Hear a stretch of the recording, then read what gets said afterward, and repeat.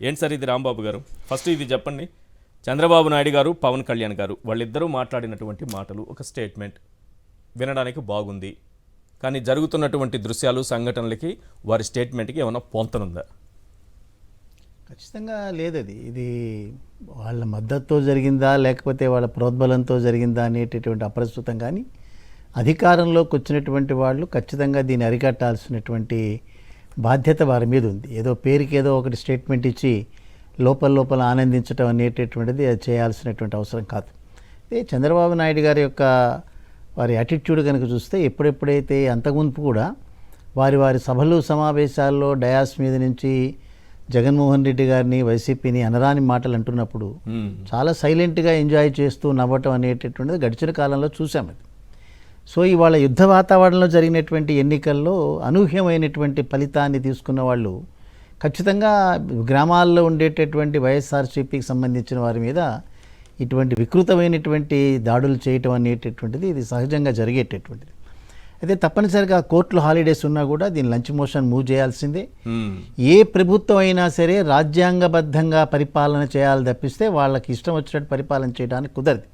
ఇక్కడ ఎన్నికలు జరిగాయి, ఎవరు ప్రభుత్వాన్ని పాలించాలి అనే దానికి ఎన్నికలు జరిగాయి తప్పిస్తే ప్రభుత్వాల్లోకి వచ్చినటువంటి వాళ్ళు వాళ్ళ ఇష్టారీతిన పాలించడం అనేటటువంటిది రాజ్యాంగ రీత్యా అది పర్మిషన్ లేదు. సో రాజ్యాంగబద్ధంగా లేనటువంటి పరిపాలన, రాజ్యాంగాన్ని అమలు చేసేటటువంటి న్యాయస్థానాలు తప్పనిసరిగా ఇన్వాల్వ్ అవుతాయి దీంట్లో. ఇప్పటికైనా సరే జరగాల్సిన నష్టం జరిగిపోతుంది సార్. నష్ట నివారణ కనుక చేయాలంటే కళ్ళుండి చెవులుండి కననటువంటి ప్రభుత్వంతో ఏం అవ్వదు.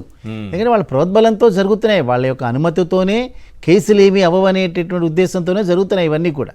అందుకని తప్పనిసరిగా న్యాయస్థానాల జోక్యంతో అది హైకోర్టా సుప్రీంకోర్టా అనేది పక్కన పెట్టినా హైకోర్టుకి లంచ్ మోషన్ ఇమీడియట్గా మూవ్ చేయాలి. వీటిలో జరుగుతున్నటువంటి పరిణామాలు ప్రజలకు ప్రాణ ఆస్తి నష్టాలు జరుగుతున్నాయి. అదే రకంగా నిన్నటిదాకా ఉండేటటువంటి పీపుల్స్ రిప్రజెంటేటివ్స్ ఎవరైతే ప్రజాప్రతినిధులు ఉన్నారో వాళ్ళ ప్రాణాలు కూడా ముప్పు వచ్చారు. నేను చూశాను జోగి రమేష్ ఇంటి ముందు కంచె ఏర్పాటు చేసి వారికి సంబంధించిన నిఘా వర్గాలే వారి ప్రాణాలకు ముప్పు ఉందని చెప్పి ఇచ్చారని చెప్పి నేను చూసాను. అంచేత నిన్నటిదాకా మంత్రిగా చేసినటువంటి వ్యక్తి యొక్క ప్రాణాలకే ముప్పు ఉందన్నప్పుడు జగన్మోహన్ రెడ్డి గారి ప్రాణాలు కూడా ముప్పు ఉన్నట్టే లెక్కది. సో నిన్నటిదాకా చిన్న చితకా సంఘటనలు హేళన చేసినటువంటి వీళ్ళు ఒక పెద్ద సంఘటన చేయరనేటటువంటి దానికి ఎక్కడా కూడా దానికి మనకి ఎష్యూరెన్స్ లేవు. అందుకని తప్పనిసరిగా న్యాయ పోరాటాలు, అదే రకంగా ఎవరి డిఫెన్స్లోకి వాళ్ళు వెళ్లాల్సిందే. ఇప్పుడు చంద్రబాబు నాయుడు గారేమో ప్రమాణ స్వీకారం రేపు చేయబోతున్నారు, ముఖ్యమంత్రిగా బాధ్యతలు తీసుకుంటారు రేపు. ఈలోపు గవర్నర్ గారికి వినతి పత్రం ఇవ్వడం జరిగింది, వెళ్ళి చెప్పడం జరిగింది. కొంతమంది బాధితులు సుప్రీంకోర్టుకు డైరెక్ట్గా సీజీఐకి లెటర్ రాశారు సార్. ఇక్కడ నుంచి బాధితులే ఇప్పటి వరకు ఏం రియాక్షన్ కనపడట్లేదు. ఎలా చూడాలి సార్? ఎక్కడ ఉంది ఏ వ్యవస్థ ఈ రోజు చూడాల్సినటువంటి అవసరం ఉంది?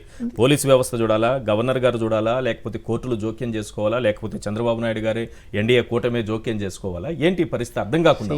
ఓటమితో నిరాశ నిస్పృహతో ఉండేటటువంటి ప్రజాప్రతినిధులు ఎవరైతే ఉన్నారో వాళ్ళు బయటికి రావాలి.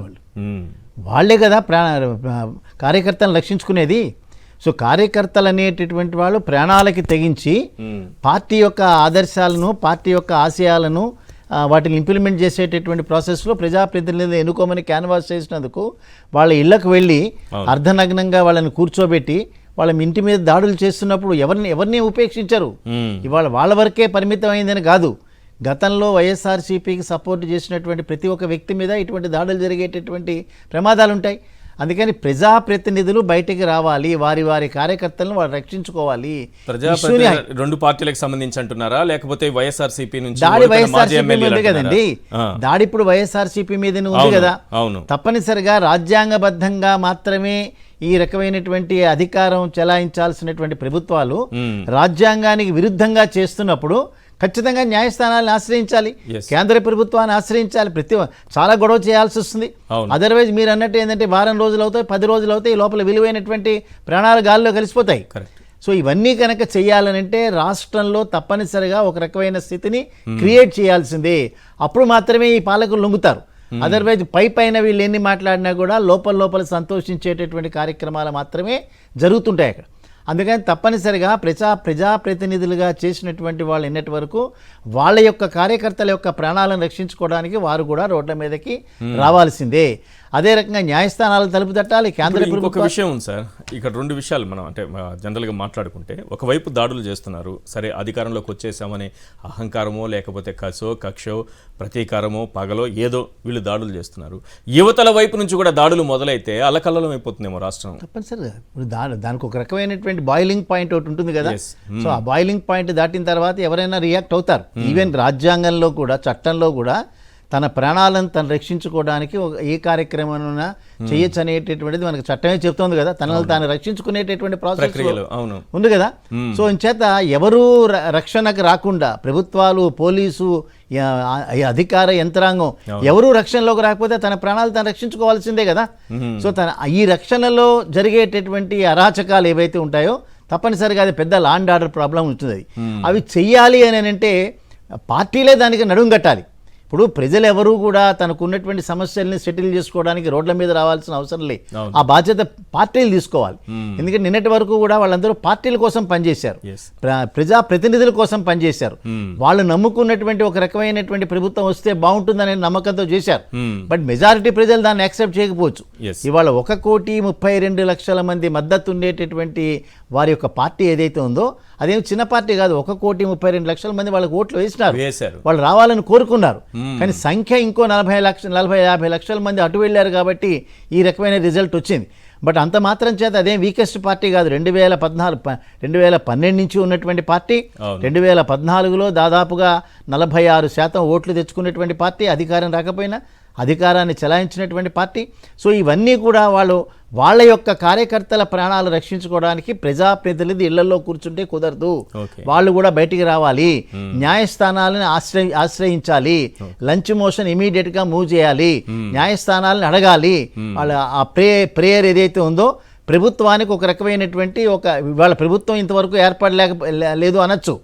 బట్ అక్కడ డీజీపీ ఉన్నాడు, అక్కడ చీఫ్ సెక్రటరీ ఉన్నాడు. వాళ్ళందరి యొక్క బాధ్యత పోలీస్ యంత్రాంగాన్ని అలర్ట్ చేయటం. అంతేగాని పోలీస్ యంత్రాంగం కామ్గా ఉన్నా కూడా నష్టాలు జరుగుతాయి, పోలీస్ యంత్రాంగం ఒక పక్కన వాడికి మద్దతు ఇచ్చినా కూడా నష్టాలు జరుగుతాయి. సో ఈ రకమైనటువంటి అరికట్టాలనే అనేటటువంటి డైరెక్షన్ న్యాయస్థానాల నుంచి రావాలి. అదే రకంగా కేంద్ర ప్రభుత్వం నుంచి కూడా. వీళ్ళకి 11 మంది రాజ్యసభ సభ్యులు ఉన్నారు వైసీపీ పార్టీకి. ఇదే మామూలు పార్టీ కాదు. 4 పార్లమెంటు సభ్యులు ఉన్నారు. ఇమీడియట్గా ప్రధానమంత్రి దగ్గరికి డెలిగేషన్లో వెళ్ళి దాన్ని ఆపరా అనేటటువంటి వార్నింగ్ ఇవ్వాల్సి వస్తుంది. ప్రజాస్వామ్యంలో ప్రతి ఒక్క వ్యక్తి కూడా పవర్ఫుల్గానే ఉంటాడు. సో ఇంతమంది పార్లమెంటు సభ్యులుండి నిన్నటి వరకు అధికారంలో ఉన్నటువంటి పార్టీకి సంబంధించిన కార్యకర్తలను ఒక పార్టీ వేధిస్తున్నప్పుడు, ప్రభుత్వం వేధిస్తున్నప్పుడు తప్పనిసరిగా బయటికి రావాలి. ఇవాళ కాకపోయినా రేపైనా రాక తప్పదు. ఈ ప్రభుత్వాలకు యాటిట్యూడ్ ఆ రకంగానే ఉంటాయి. పైకి వాళ్ళు ఒక మాట మాట్లాడినా లోపల సంతోషించేటటువంటి వ్యక్తులు. అందుకని వాళ్ళ వైసీపీ చాలా సీరియస్గా ఆలోచించాలి. స్టేట్మెంట్లకే పరిమితం అయితే కాదు, ఇంక ఈ సాక్షిని ఎలా చేయకపోయినా లేదా ఇవన్నీ కూడా తప్పనిసరిగా భవిష్యత్తులో ఏదైతే నిన్నటి వరకు వాళ్ళకి సంబంధించినటువంటి మీడియా చేసేటటువంటి పనులన్నీ చేసి అరాచకాలు చేసి ఈ మీడియాకు సంబంధించినటువంటి ప్రొటెక్షన్స్ అన్ని ఎంజాయ్ చేశారో తప్పనిసరిగా ఇవాళ అదే రూపంలో వెళ్లాల్సి వస్తుంది. ఎవరైనా సరే, ఏ ప్రభుత్వం అయినా సరే రాజ్యాంగబద్ధంగా పరిపాలన చేయాలి తప్పిస్తే ఇష్టం వచ్చిన రీతిలో పరిపాలన చేయడానికి కుదరదు. ఇనీషియల్ గా కొంత నష్టం జరగచ్చు ఇనీషియల్ గా, బట్ లాంగ్ రన్ లో మాత్రం ఇది ఎలా చేసేటటువంటి ప్రశ్న లేదు. తప్పనిసరిగా ప్రజాస్వామ్యవాదులందరూ కూడా బయటకు వస్తారు, ఇటువంటి విషయాలను ఖండిస్తారు. ఇనీషియల్గా వాళ్ళకు కొంత సంతోషం కలిగించే పనులు కూడా 10 రోజులో 20 రోజులో నెల రోజులో చేయొచ్చు. బట్ ఇవన్నీ అరికట్టాలంటే మాత్రం శక్తులన్నీ కూడా పోలీసులు ఎదురు ఆ దృశ్యాలు చూడండి, అక్కడ పోలీసులు కూడా ఉన్నారు. వాళ్ళ అంతా పోలీసులు ఉండగానే అక్కడ ఎన్నికలు కావడానికంటే ముందే ఎన్నికల కమిషన్ ఆధ్వర్యంలో పోలీసులు అందరూ వాళ్ళు సపోర్ట్ చేశారు కదా. ఎన్నికల తర్వాత సపోర్ట్ చేయరంటారు, ఎన్నికల ముందే మనం చూసాం కదా. ఎన్నికల తర్వాత చేయని నమ్మకం ఏంది?